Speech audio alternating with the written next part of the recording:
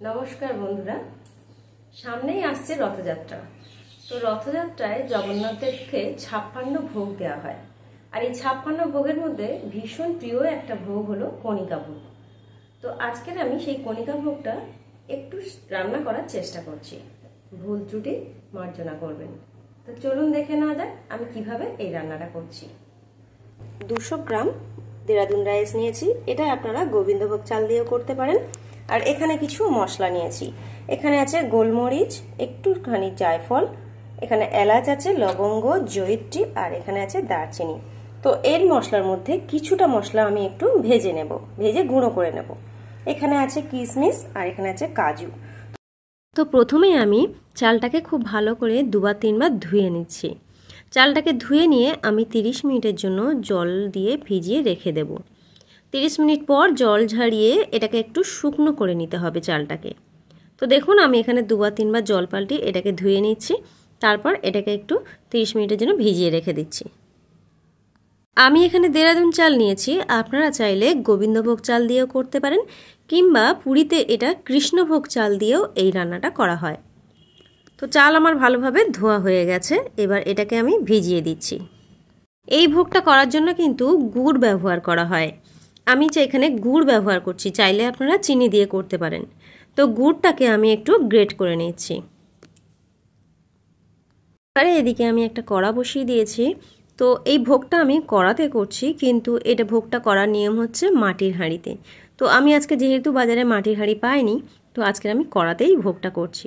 তো দেখুন যে মশলাগুলো নিয়েছিলাম তার কিছুটা মশলা, মানে অর্ধেক মশলা আমি এটাকে ভেজে একটু গুঁড়ো করে নেব। তো আমি এটাকে একটু ভেজে নিচ্ছি, তারপরে এটাকে একটু মিক্সিতে গুঁড়ো করে নেব। কড়াইয়ে আমি বেশ অনেকটা পরিমাণে ঘি দিয়েছি। দেখুন বেশ অনেকটা পরিমাণে ঘি দিয়েছি। আর কিন্তু ঘি আমি ব্যবহার করব না। চাইলে আপনারা সাদা তেল দিয়েও করতে পারেন, ঘি আর সাদা তেল মিশিয়েও করতে পারেন।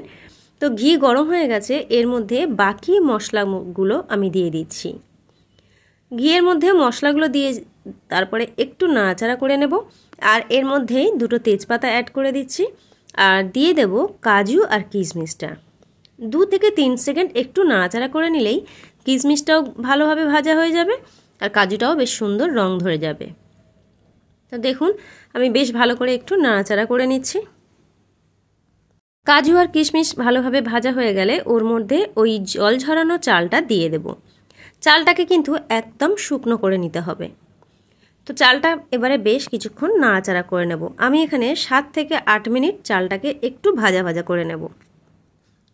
8 মিনিট। চালটা বেশ কিছুক্ষণ ভেজে নেওয়ার পর এর মধ্যে আমি 2 বাটি জল অ্যাড করব।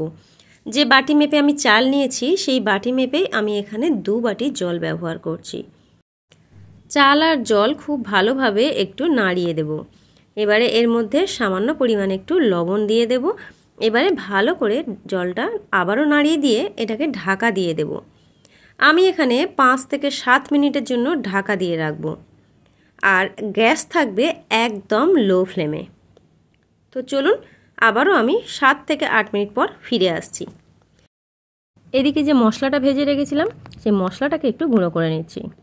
আর 10 মিনিট পর ঢাকা খুলে দিয়েছি। দেখুন জল একদম শুকিয়ে গেছে আর মোটামুটি ভাতও হয়ে গেছে রেডি। এবারে আমি এর মধ্যে গুড়টা ঢেলে দিচ্ছি। এখানে আমি 200 গ্রাম চাল নিয়েছি আর 75 গ্রাম গুড় নিয়েছি। তো গুড়টা আমি গ্রেট করে নিয়েছি। আর দেখুন গুড়টা দিয়ে আবারও সামান্য একটু নাড়াচাড়া করে নেব। তবে গুড়টা গলিয়ে নেওয়ার জন্য আমি আরও হাফ বাটি মতো উষম গরম জল অ্যাড করে দিয়েছি। তবে একটা ছোট্ট কথা বলি, চালটা মোটামুটি ভালোভাবে সিদ্ধ না হওয়া পর্যন্ত গুড় বা কোনো মিষ্টি অ্যাড করবেন না, তাহলে কিন্তু চালটা সিদ্ধ হবে না ভালোভাবে, তখন জিনিসটা খেতেও ভালো লাগবে না। তো এখানে আমার ভাতটা মোটামুটি খুব সুন্দরভাবে সিদ্ধ হয়ে গেছিলো, তারপরে আমি গুড়টা অ্যাড করেছি। তো দেখুন অনেকটাই জলজলে ভাব রয়েছে। তো এটাকে আরও একটু বেশ কিছুক্ষণ নাড়াচাড়া করে নিচ্ছি। তো আমি আবারও 5 মিনিটের জন্য ঢাকা দিয়ে রাখলাম, যাতে যেটুকু গুড় গলে যাওয়া বাকি আছে সেটুকুও যে গুড়টা গলে যাবে। কিন্তু দেখুন গুড়টা খুব সুন্দর ভাতের সঙ্গে মিশে গেছে আর অনেকটাই জলজলে ভাবটা কমে গেছে। তো এবারে আমি যে ভাজা মশলাটা করে রেখেছিলাম, ভাজা মশলাটা দিয়ে দিচ্ছি। আমি এখানে প্রায় 2 চামচ মতো ভাজা মশলা দিয়েছি। তো দেখুন ভাজা মশলাটা দিয়েছি, আর এবারে একটু ভালো করে নাড়াচাড়া করে নেব। তবে আমি আর শেষ পর্যায়ে আর ঘি দিচ্ছি না, কারণ প্রথমেই আমি ঘিটা অনেকটা দিয়ে দিয়েছি। তো তার জন্য আমি আর এখন শেষ মুহূর্তে ঘি দেব না। তো আপনারা প্রয়োজন হলে আপনারা অবশ্যই ঘি অ্যাড করতে পারেন। তো মোটামুটি আমার ভাত কিন্তু একদম রেডি হয়ে গেছে। সামনেই যে আসছে জগন্নাথ দেবের রথযাত্রা, তো সেই রথযাত্রা এইভাবে আপনারাও একবার বানিয়ে দিতে পারেন ঠাকুরকে ভোগ হিসাবে। তো কেমন লাগলো আজকের আমার এই ভোগের রেসিপি অবশ্যই কিন্তু কমেন্টস করে জানাবেন। আর ভিডিওটা ভালো লাগলে প্লিজ একটু লাইক, কমেন্ট আর শেয়ার করার অনুরোধ রইল। তো এবার আমি ভাতটাকে ঠান্ডা করে নিচ্ছি, মানে এই কণিকা ভোগটাকে আমি একটু ঠান্ডা করে তারপরে বাটিতে সার্ভ করে দেব। তো বন্ধুরা, আমার কণিকা ভোগ কিন্তু রেডি হয়ে গেছে। তো দেখুন আপনারা, আমি কিন্তু এটা ভোগের জন্য রেডি করে নিয়েছি। তো যারা এখনো এইভাবে বানাননি, আমার অনুরোধ রইল আপনারাও এইভাবে একবার বানিয়ে দেখতে পারেন। আশা করছি ভালো লাগবে। আর এইভাবে বানিয়ে আপনারাও জগন্নাথ দেবকে ভোগ দিতে পারেন। দেখুন আমি একটা মাটির পাত্রে, যেহেতু ঠাকুরকে দেয়া হবে, মাটির পাত্রে ভোগটা নামিয়ে নিয়েছি। আর এতটা সুন্দর হয়েছিল, দেখতেও যেমন হয়েছে আর খেতেও দুর্দান্ত হয়েছিল। তাই বলছি আপনারাও একবার এইভাবে বানিয়ে দেখতে পারেন। আশা করছি ভালো লাগবে। আপনাদের ভালো ভালো কমেন্টসের অপেক্ষায় রইলাম। আশা করছি আপনারা অবশ্যই কমেন্টস করে জানাবেন যে আজকের এই ভোগের রেসিপিটা কেমন লাগলো।